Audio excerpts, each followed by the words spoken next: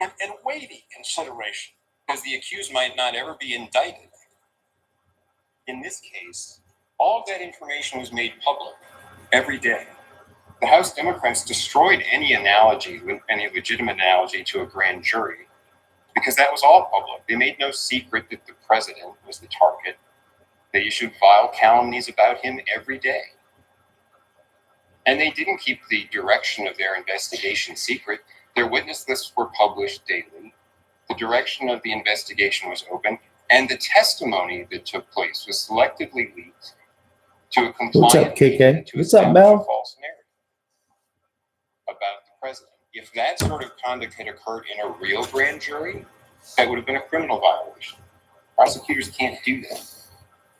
Under Rule 6E of the federal criminal rules, it's a criminal offense to be leaking what takes place in a grand jury. And also the grand jury explanation. I just want to let the record know right now, for sure, that this guy is telling the truth. And it's all true. It's not false, it's true.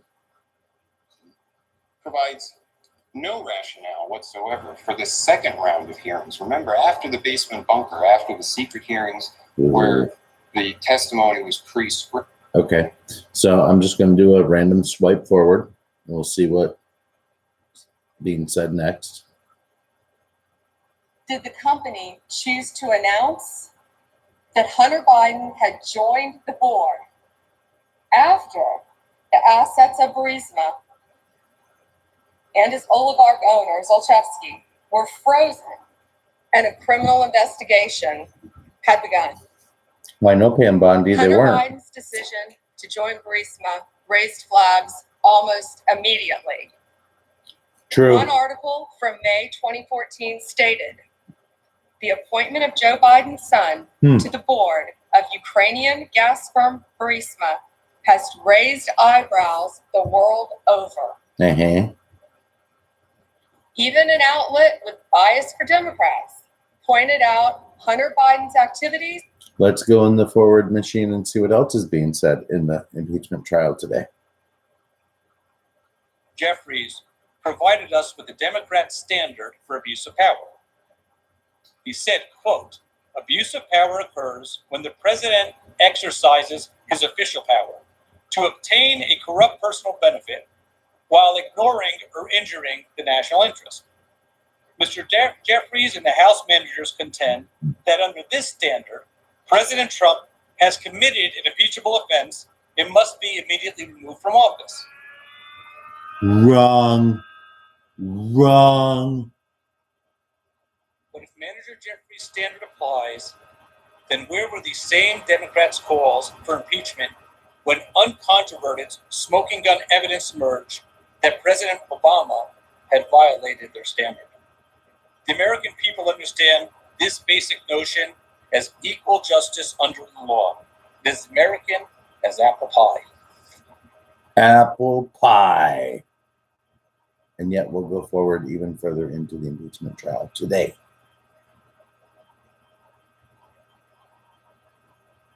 Ever lived should be front and center in this partisan impeachment effort to remove a duly elected president from office is apparently lost on House impeachment managers. I dare say that Hamilton would roll over in his grave at the end of Wall Street in New York City to know that, contrary to what he explicitly acknowledged in Federalist Number 69, that a president can only be removed from office upon conviction of treason, bribery, or other high crimes and misdemeanors. Treason, bribery, or other high crimes and misdemeanors. Had enough? Want more? Okay. Was not included among impeachable offenses because it's not criminal. It's not a crime to be incapacitated. It's not akin to treason. It's not akin to bribery. And it's not a high crime and misdemeanor. The framers believed that impeachable offenses must be criminal in nature and akin to the most serious crimes. Incapacity simply did not fit into this category. Nothing criminal about it. So the Constitution had to be amended to include a different category of non-criminal behavior that warranted removal. In that non-criminal behavior that Alan Dershowitz is so eloquently putting out is the impeachment articles of obstruction of Congress and abuse of power. Those were the two non-criminal impeachment pieces of information that were put forward in front of the American public, in front of you today and Saturday. Saturday was day one of President Trump's legal defense. Today was day two, and I would say that it was fantastic. It was not only fantastic, it was really delivered in a way. It was hard on the Democrats, and it should have been, but it was also really very eloquently put. Like how they positioned these people to give their testimony and their defense of the president, and in the order in which they put them. I mean, they put Dershowitz out there. He is a Democrat. Says it right in his opening remarks. He's a Democrat that is not with how this has gone down. Much like Professor Turley. When the 4 scholars were called up, the Republicans were allowed 1 and the Democrats were allowed 3. You do the math. But an incredible moment of foresight and really having the correct individual in the right place at the right time, they called Professor Turley, who, a lot like Dershowitz, is a Democrat, but doesn't let any kind of partisan he's not partisan in his judgment of the law and right and wrong. And sometimes that can be your strongest asset, which it happened to be in that circumstance against the 3 other highly leftist professors. Dershowitz pulled that off today. He had a very much an Alan Dershowitz moment, but I mean, you could speculate that maybe Turley had a Dershowitz moment or Dershowitz had a Turley moment today. Either way, I think it's that kind of testimony that does a really, really good job of crossing the party line to extend a hand to maybe somebody that doesn't quite get it and go, hey, you know what? This cat is scholarly. He's been recognized, I think they said, from Harvard since the age of 28 as like a, I don't know if they call him a scholar, but, you know, something like that. Since the age of 28. And I'm not really like putting Harvard on a pedestal because there's a lot of bullshit that we've learned about with these Ivy League schools, Princeton, Harvard, Yale, and that's just the ones that get the name recognition. There's all these other ones that don't get the name recognition that are equally as terrible in sections of them. There's been very brilliant people that have come out of these universities as well. And you can lump Oxford into that as well. If you don't think that there's been some underhanded, crazy stuff that's gone on to get people in and through Oxford, you're nuts. You just have to be a realist. But it doesn't mean that you don't have Rhodes Scholars running through these universities. Mensa material, many. But it's a big club and you ain't in it. So anyway, the defense that was put out today by Dershowitz, I thought was masterful. I thought it was fantastic. I thought he did a great job of reaching over and looking at the Democrats and actually humanizing them for a moment enough to berate them. Like, here, let me bring you back to where your center is, Democrats. Let me bring you back. And then I'm going to mentor you.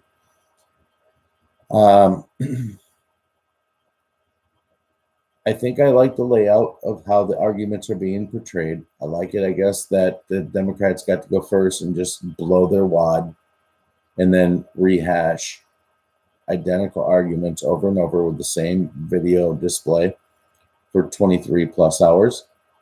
I think it's beautiful that the Republicans are coming in like surgical tacticians. They're surgeons.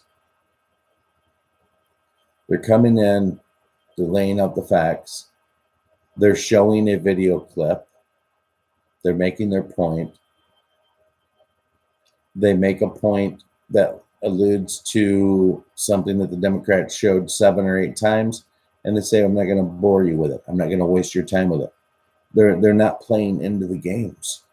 They're probably not going to use up all of their time to make their case. And the fact that they're not, I think, is great. It means that they're not playing games. They're not cutting corners. It's not a matter of cutting corners. They're not doing that to speed the process up. They're simply stating that here are the facts. Here are the evidence. Here is the evidence for the facts, and they are indisputable. And it doesn't take all 24 of the hours you give me to prove that, to tell you that this is bullshit, and here's why. And I think I love that approach about this. And maybe it was the Democrats' plan to come in there and lull everybody to sleep. I mean, after all, before the impeachment hearing, we had just heard from Schiff and Nadler and a few of the other ones, Jeffries, throughout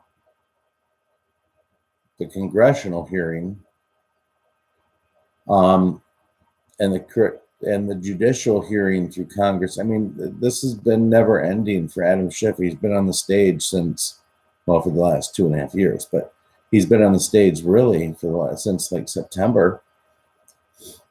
And this is his baby. I mean, they have put all their eggs into the Adam Schiff basket. Whatever happens will go according to him. Nadler is a byproduct. Nadler is the one that initially thought, I got this, I can do this. You know what? He can't do this. He doesn't have this. And the proof has been in how he conducts his hearings. I mean, I think a lot of him was exposed throughout the Kavanaugh hearing. And I'll tell you something that I told somebody not too long ago, is that all of these Democrats that are running for president, that are in the Senate, I don't have one speck of respect for any of them. Any kind of credibility they had banked with me, which was none, but still, what I learned about them in the Kavanaugh hearing told me more than I needed to know about not only them, but their disgusting party. And that does include rhinos, Republicans in name only, rhinos that are on the fence, ones that are manipulated, ones that have handlers, ones that can be swayed. As I've always said, it doesn't take a corrupt police force to be corrupt all the way through. It takes 2 or 3 corrupt cops, maybe 4, that are working in conjunction, and pretty soon you have corrupt police. Are all of them corrupt? No. A lot of them really are great people. Well, the same goes with your government. And maybe that's saying a lot. But what I'm saying is that some are there trying to play party politics and party lines, and some are there getting payoffs and being manipulated to vote certain ways and to be in certain positions. And I hope to God that these people are being released from their commitment. I really hope so.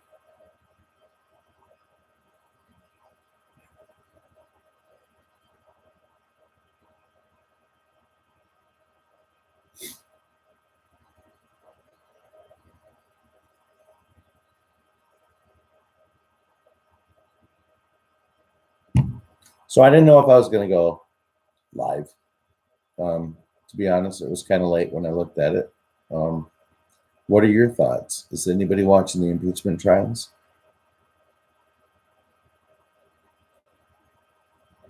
I had to repair a hole in my basement up in the ceiling because I had a leaky pipe up there.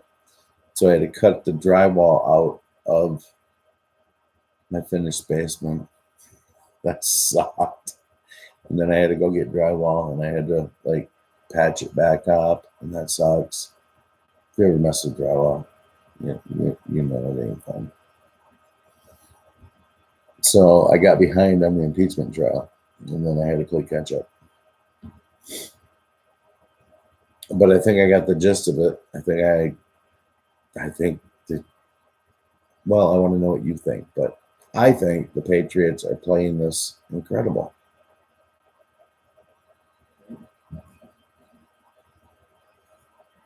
I did have a chat with Red Pill Marine a little earlier. We just touched base, caught up. One little thing we started talking about a little bit.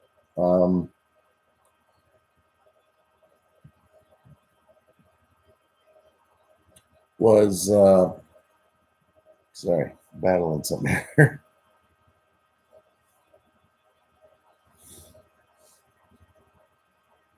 So we were mainly well, we talked about a lot of things, to be honest with you.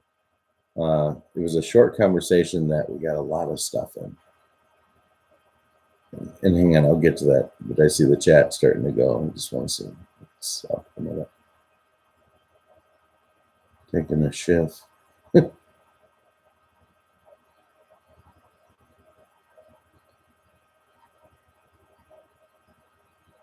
Playing catch up.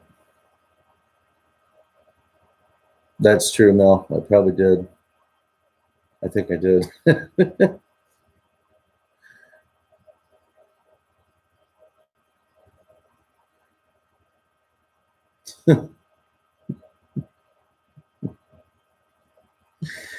I probably am.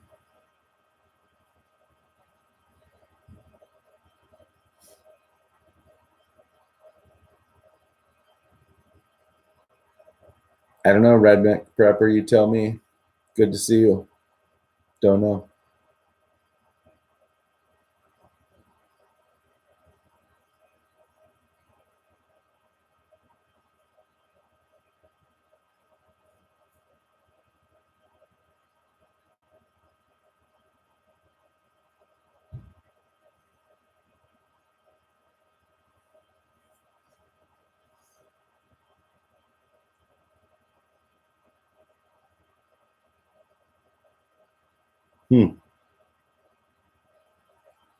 Sorry, headless, be safe. There's Red Pill. Now for the fireworks. LOL.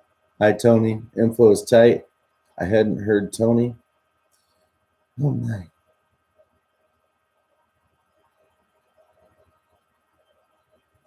Now we got to scroll up. What's headless doing?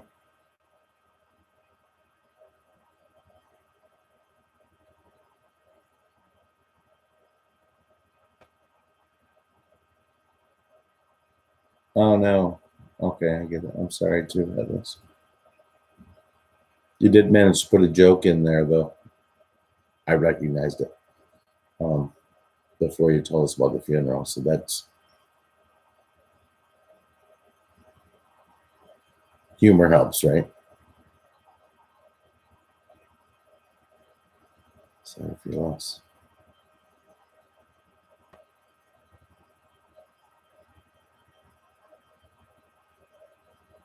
I know, dude. I like totally lost it. Tell me. Tell me. It was the point I was trying to make. I know. Damn it.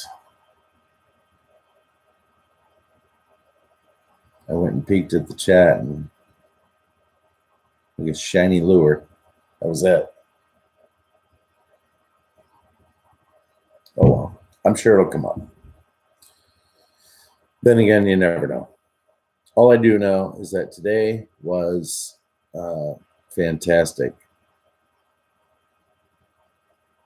Today was fantastic for Trump's defense team. There were, I think I love more than anything the fact that the Democrats can't say anything. They can't say nothing. They have to sit and listen to it. And that's good.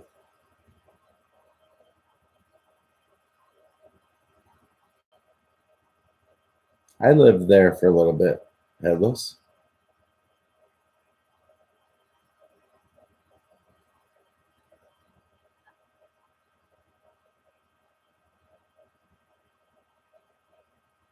Oh, you you got the right show, Brian. Welcome to the live show. Nice to see you again. Yeah, for sure, KK. Drive safe, friend. Headless, drive safe. Do that.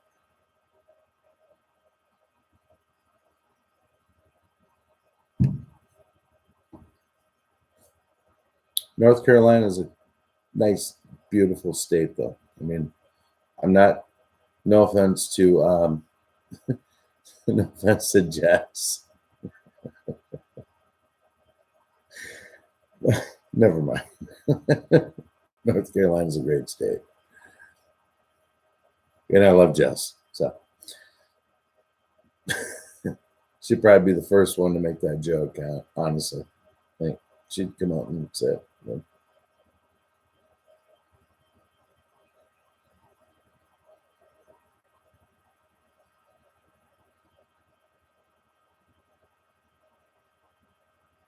Winston-Salem.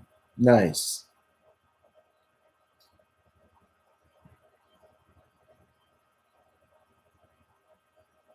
Well, that's great. You're getting together.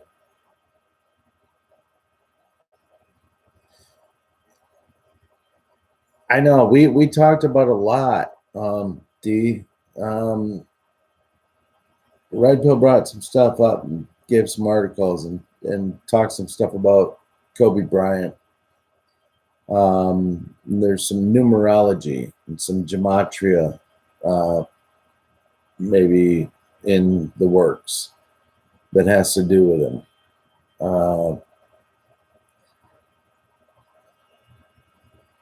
It's early.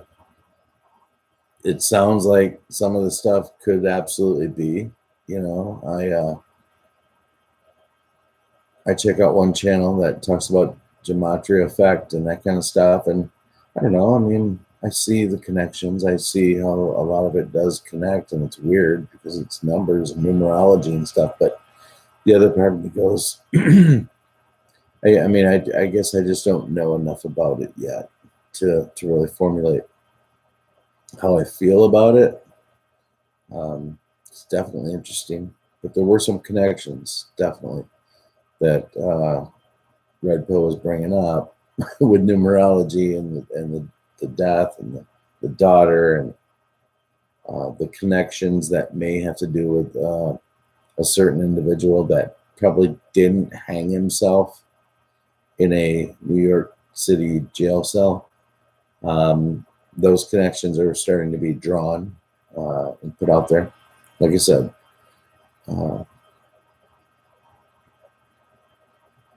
you know, it's just something I've kind of heard about tonight. You know, this whole thing with him dying in the chopper is pretty new. The information's new. It's coming out. But I can't wait to find out exactly what it means. It seems like timing is crazy.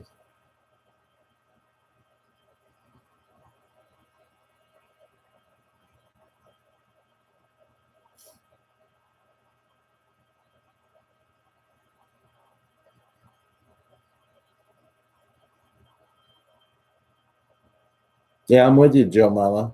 I mean, I see people that like they have these these online things that are like numerology, like type in like the word, and then we'll show you what it means in the Gregorian and the Jewish gematria and this kind of stuff. And that, I mean, I believe math has a huge, huge significance, you know, in the world. I know it does. Math and science, but math. And lots of things that we don't know about. Well, actually, I should say lots of things that humanity in a small segment know about, but that we all don't know about. That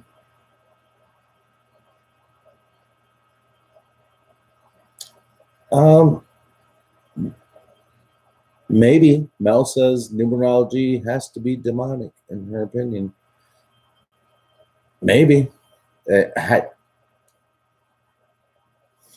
Like I said, I don't know enough about it to really formulate an opinion either way. I'm kind of interested in it and some of the semblance and nuances, and maybe that's exactly what makes it demonic, is that there's symbology and that kind of stuff. But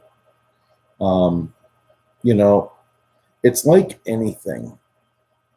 At this point, when I start hearing things that take me off what I view to be like the general North Star to me for truth, like when I'm chasing my North Star, which is my pursuit of truth, to what affects me the most, and that to me is obviously what's going on with our president, because he is the catalyst for all the change that we have been witnessing and are seeing. So he's my North Star for where are we going? What are we doing?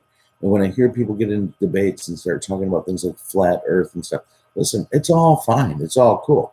I ain't judging amongst anybody. I ain't hating. I'm not a hater. I don't care. You go down your rabbit holes, you do your things. I get it. There was a time before I got involved with this where I got into lots of things that did lead me to this truth, and lots of things that I was looking at solar systems and planets and all this kind of stuff. Very interesting. And I loved it. It expanded my mind. It expanded my thinking. I loved it. But I find myself pushing away from things that are more grandiose and maybe harder to prove. And I'm starting to pull myself into like focusing on, yeah, at one time there were conspiracy theories, but the things that are proving to more and more to be conspiracy. And to be honest with you, I could lump like giants into that, like the skeleton remains. Listen, that's all conspiracy theory, but there's a lot of heavy, hitting facts that show that there were some extremely, extremely big, large, tall people, like to the tune of 15 to 30 feet, that roam this world. And if you can't wrap your brain around it, I'm sorry. I don't understand it. That's one way of let me telling you that, you know, I do focus on some of those things that seem like they're out there a little bit. Right now, I feel overwhelming calling to focus my energy into these things that have to do with the re-election, that have to do with the destruction of the old guard, the things that we're watching happening. And that's not me shitting on anybody that looks into other stuff, because I don't. I don't shit on people, you know. If you're flat earth, if you're round earth, listen, whatever, man, work that out. I believe there's probably Republicans and Democrats that believe in flat earth and round earth. I mean, those are things that some of them could come to common ground with. I mean, I think if your pursuit is to get to the truth, ultimately, then there's probably a lot of middle ground that people can come to. And maybe that just has to do with something as normal as common sense. But common sense isn't always common. Common sense is not a common virtue in a lot of people. And that's sad to witness when you like experience it and see it and witness it, that it's not a common virtue amongst everybody. You just like, oh, you had 21 chromosomes and you had 19. You might have had 30. You're a little too smart for your own good. I mock what I can't understand. All right, that's my defense. I laugh, I mock. I don't get people that don't get it. And you know what? Rocket scientists probably look at somebody like me and they laugh and they go, I laugh at people who don't get what I get. I shoot rocket off into space. You and your little pea brain worrying about Trump. I don't know. What I do know is what we've been shown. We've been shown. Watching a movie. Get your popcorn.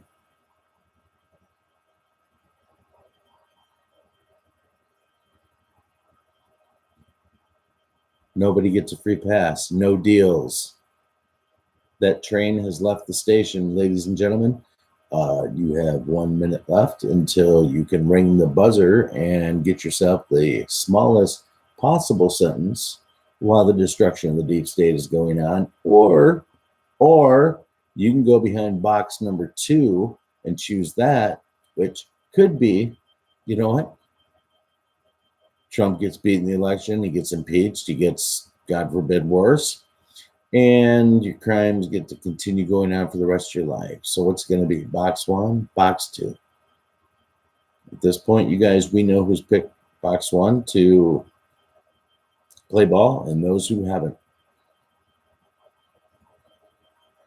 Nobody gets away with it. No one. I think people like Lindsey Graham,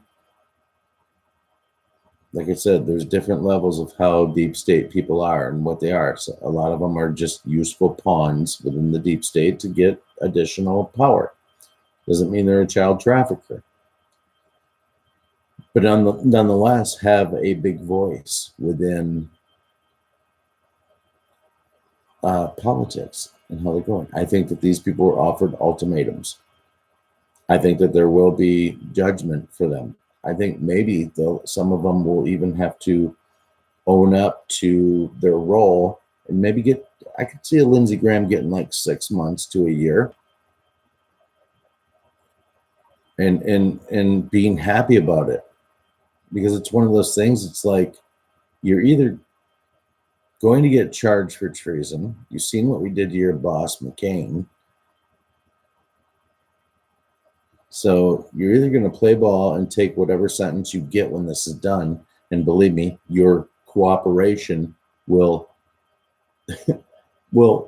definitely be taken into account when we are handing out the punishments. Your cooperation in all this will definitely be taken into account. I think it was the day after McCain passed away. Lindsey Graham changed his self 180 degrees and went from a Trump hater to a, well, I'm going to listen to Trump, to eventually a Trump lover. There's something there. Lindsey Graham is not quick to take the praise that people wanted to put on him about how he erupted on the Senate in the Kavanaugh hearing. You could tell that he didn't want to take it. Listen, guys, he's fighting for his life as much as anybody. He just happens to not be the dirtiest turd in the punch bowl, but probably has got a little stank on his hang low. Got some issues. Trying to work his best possible deal. And maybe the best possible scenario, maybe the door is left open that, you know what, Lindsey, you could escape this simply getting out of the Senate with no jail time, but you will retire. Or I could be 1,000 degrees off of what's going on. That's the beauty of this. We live in America, and it's okay to speculate. One thing is for certain, whether I'm right or wrong, shit's happening. It's going down. That's one thing I was laughing about with red pills. I said, you remember you remember not terribly long ago? I'm just thinking like in the last year or whatever.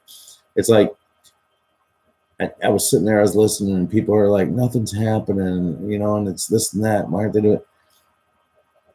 And it's just like, whatever you felt about before is happening right now. Like, I've used this before, and I feel it was pertinent at the time when I talked about stopping, smelling the roses. Stop and take some inventory on where you're at in the Great Awakening. And that's probably important to do, as the Great Awakening is not a weekend event. It's not going Monday through Friday in the month of March. The Great Awakening is a long amount of time. You all happen to be on the very front side of the Great Awakening. There's still people that are getting their Great Awakening. This is something for you to embrace, to enjoy, to take in and go, you know what? What I am truly witnessing right now is unprecedented in the history of humanity. In its own way, it is. Now, a lot of people don't know that it is because they don't know how deep the level of corruption runs. They don't know. And that's a really, really sweet way of like talking about like child human trafficking, child pornography, sacrifices, all the other crazy, heinous, absolute nutso shit that the deep state does. That's a really, really nice way to put all of that. But really, it means all of that coming to a halt and being done. And we're really, really close to being to being on the other side of that and having that put behind us. I know you can feel it. I feel it. I know many of you feel it. But it's really here and it's really happening. And so this long, wonderful, great awakening is something for you to embrace. Embrace it with the fact that you're awake. Embrace it. Don't get discouraged. Don't sit there and wonder, why isn't this happening? Why isn't it? Listen, your gift is that you're awake. Your job is to enjoy it, embrace it, and share it. Because there's some people that are just waking up right now. This is the first they've heard of President Trump having any kind of defense between Saturday and today. Is the first they've heard President Trump have a defense, most of them, ever. Don't forget, they came immediately off being exonerated from the Mueller report to all of a sudden launching this Ukrainian investigation. The American people as a general whole haven't even been able to take a breath. It's been one thing after another, and that's what they were counting on, fatigue. What they didn't count on is that you have people that are fatigued, and then you have people that are hungry for truth, that aren't fatigued, people that don't spend their days with their face in gaming on a computer all day, oblivious to the world. You have people that genuinely care. And Trump's enough of a, listen, he's a bull in a china shop. He's exactly what he's supposed to be.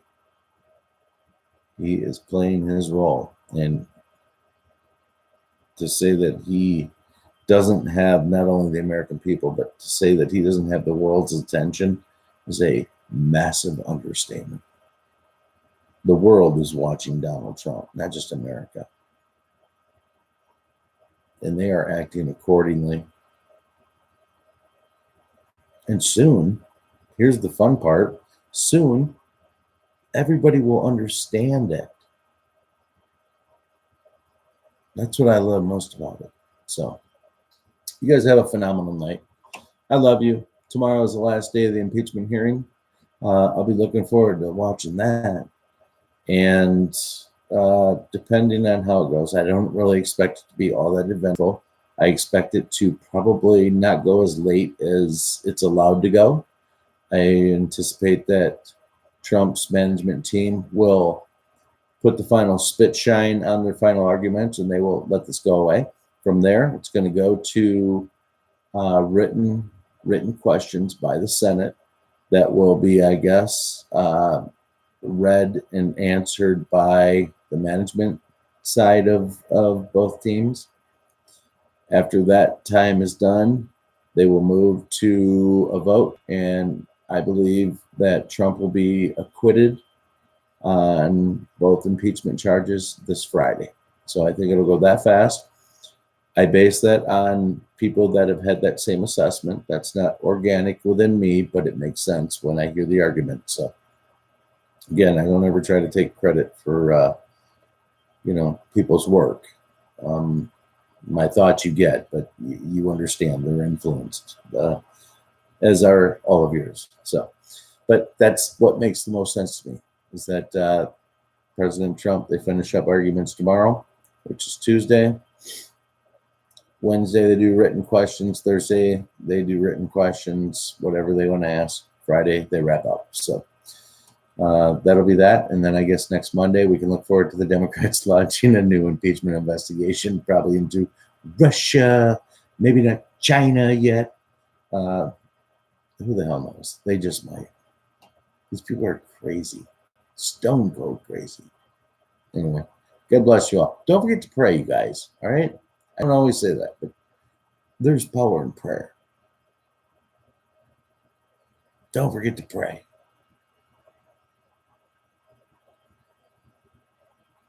Y'all be cool. Love you. See you soon. Bye.